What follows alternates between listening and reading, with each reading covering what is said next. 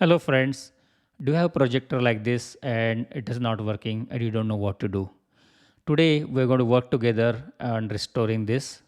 There's nothing more satisfying than taking an old item, vintage or antique item and making it fully functional. So when I got this one, I was able to put the power on by plugging it in and flipping that switch. But other than that, pretty much nothing worked there. So I was able to put the light on. There's if you put the switch a little bit up, the light comes on, but nothing more than that. Now there are screws around this rim. There are 8 of them. We need to take them out. So that's the first starting point. We need to make sure that we only take the small screws out. Okay, there are other bigger screws on the body of this. We don't touch them. All you have to do is basically look at the steel plate, and there are screws on that, and then there are a couple of them towards the bottom end. So there are total 8 screws, and you take them one by one.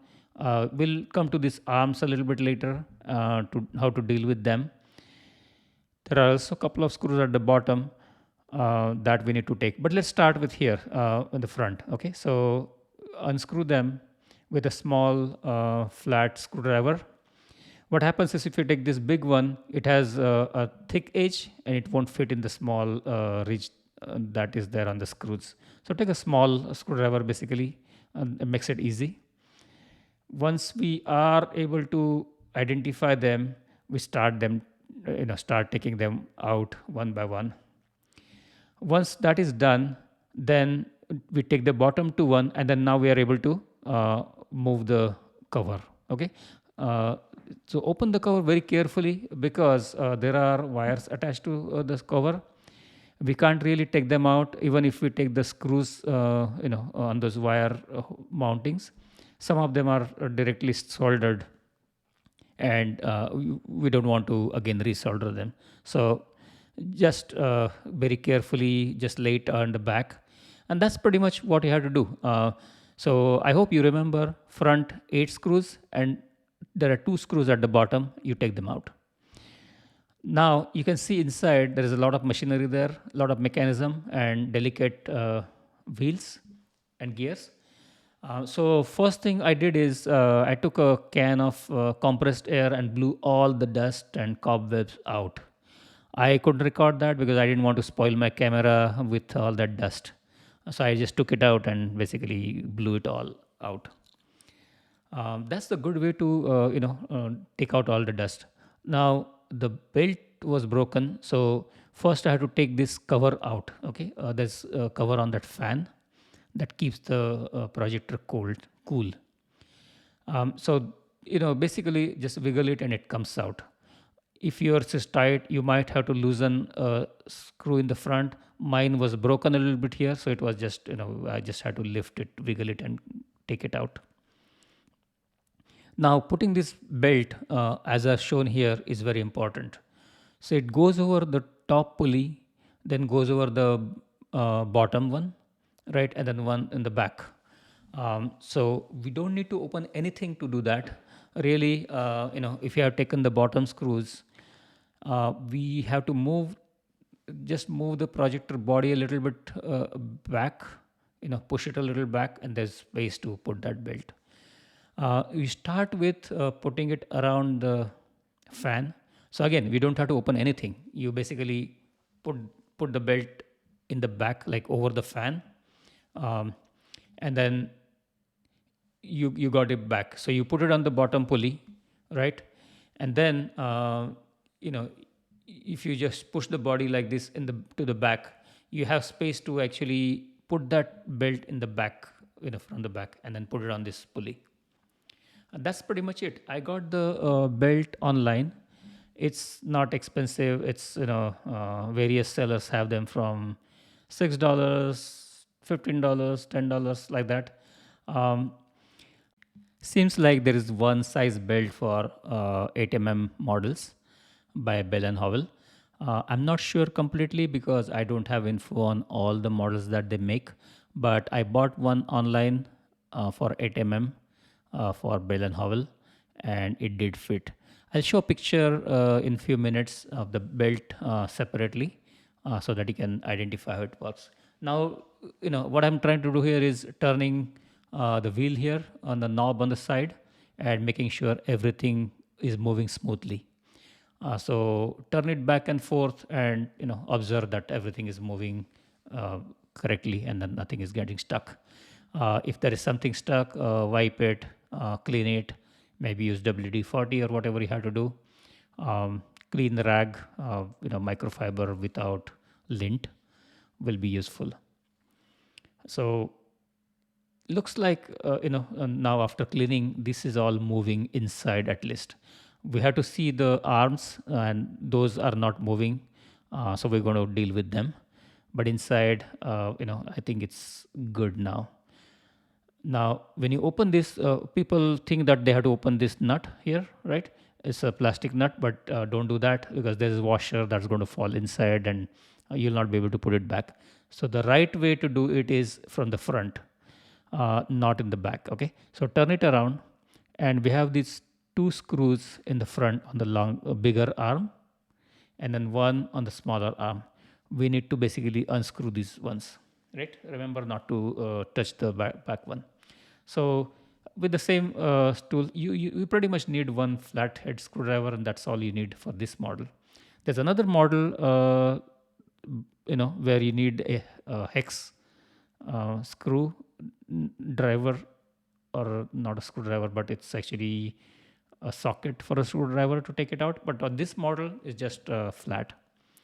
So I unscrewed these two in the front. Once you unscrew a little bit, you can rotate them by hand, and basically they come out. Also remember, when you tighten, don't tighten too much. Just tighten enough so that you're not breaking the threads, or you're not tightening so much that it's basically bending the metal and clamping the gears. It's difficult to show turning it while holding a camera with one hand and looking through, but I'm trying my best. But you can do it faster because you can put the phone down. You don't need to hold the phone and turn it. So once they are loose, you just take them out like that, right, with the hand, and the cover comes out. From the cover inside, there's one wheel on the cover, and rest of them are all like this on the arm. So those are the ones that move your film, right? So very important that those work properly. So again, I wiped these wheels with a rag, clean cloth, and put a cleaner on them and clean them. Don't need to take the gears out, you just clean them in place. There was a lot of old grease that had actually kind of frozen on it, and that was preventing all the movement. I wiped clean and cleaned it well. Similarly, you have to do it on the second arm too. So one is for forward motion, where the film comes from, and the second one is where it gets wound on the spool, right? So one works in the forward motion, another works in the reverse motion. Now I got this lithium, white lithium, grease, and you have to shake it well. I think first try just liquid comes out, but if you shake it well, then your grease is going to come out. I use this. I brought this and I use this. It says safe on plastics too, so I think it's good to go. If I had to do, maybe I will just buy the tube. There's a tube which has the solid, basically the grease. This spraying sometimes may be okay, sometimes may not be okay. Right now it's okay, fine, we will just continue with it. But I think maybe the grease tube might be better for this project rather than this spray one. You can just put a little bit, apply it a little bit with the hand or some tool. Okay, so spray enough on these wheels. It also works as like a lubricant as well as a little bit of cleaner, and loosens the gears, and then so that they move freely. I made a little bit of mess here by spraying too much and dripping it on floor. You can wipe it out. I'm sure you're going to do that too. So it's good idea to put these things on a cardboard or something to protect your floor. I sprayed a little bit on the wheel or gears in the that arm as well. That's good to free that gear as well. Then there is a on the bigger arm. There's no spring. I think that one doesn't need a spring, but on the smaller arm there is a spring. So you need to basically clean that well. Now here I'm actually putting that grease on all these gears and wherever I see moving parts. So to start with, we're going to put on all the gears. That starting from the top, and then making sure we put some grease on each of the wheels that we see. All right, and then that rack and pinion there, it's like your steering wheel mechanism that has a knob which you can rotate to rotate the mechanism. So put it there as well. And I'm going to put it a little bit around the fan bearings and wherever I see like basically rotating parts. The fan itself, there are fans on both sides to keep the projector cool. So wherever you see those joint where there are bearings, I'm going to put some of them. That's what I'm doing here. Um, the projector gets hot, okay, and the bulb gets hot. So we should not touch the bulb when it's on, as well as maybe for many minutes after it's switched off, because the bulb gets really hot. It's it's filament bulb, old style, right? Not LED, and you're gonna burn your hands if you touch it. So now I have spread a lot of grease around here. Be generous. You don't have to worry about anything. At the most, you're going to make a little mess and clean it. You have to clean that. But other than that, this is good. So, but don't put any grease on the belt assembly. I mean, not on the belt itself where the belt moves. You could put a little bit maybe on the pulley bearings and things, but not on the belt itself. It's going to slip, right? So now that I have put all around here, it's time to do a little bit of cleanup on the floor just to get anything that dripped, right? And then assemble it back. So what I see here is, after putting the grease here, I spread some a little bit inside. You can leave the extra grease. It's not going to hurt. It's actually good to have some extra. And then we need to put these covers back, right? And put the screws back. I hope you save the screws in a bowl or somewhere, because it's very easy to lose them while you're working, and then you're stuck. You may not find the right screw. You have to go to hardware store. So I would rather just save them properly. And also, it's important to start and finish the project on the same day, because if you live somewhere, slowly things disappear, and you might lose them while cleaning your house or anything. So just assemble it right away. Okay, so I'm putting these screws again with one hand, and other hand holding camera. It's a little bit difficult, but I can tighten them a little bit with hand and then use the screwdriver. I'm going to put the second one here, same way, but this one has only one one nut to screw, and it has a small spring inside.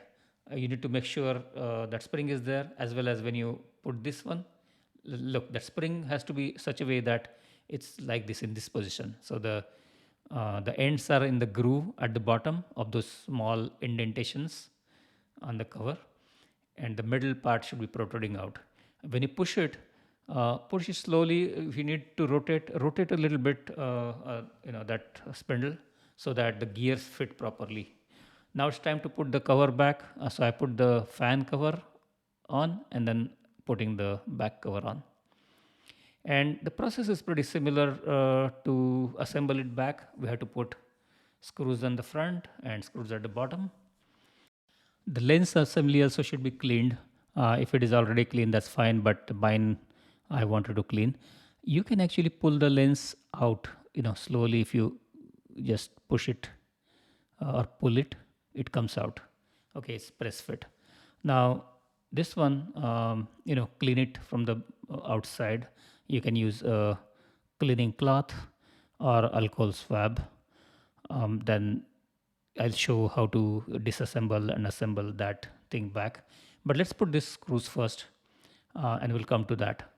Okay, because that one can be done anytime. So I started, from the bottom, slowly put all the screws here. We need to put all of them, 8 of them basically. And once that is there, we put the 2 at the bottom. So there's one here and one here. There's nothing else to really take out or put in at the bottom other than these 2 screws.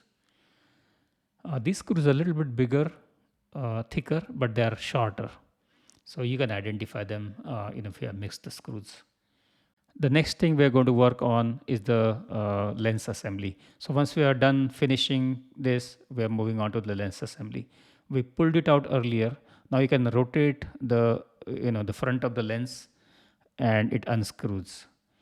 I have a swab ready to go, and that comes out. Then there is a small washer in there, or spring kind of thing, and then there are basically these components.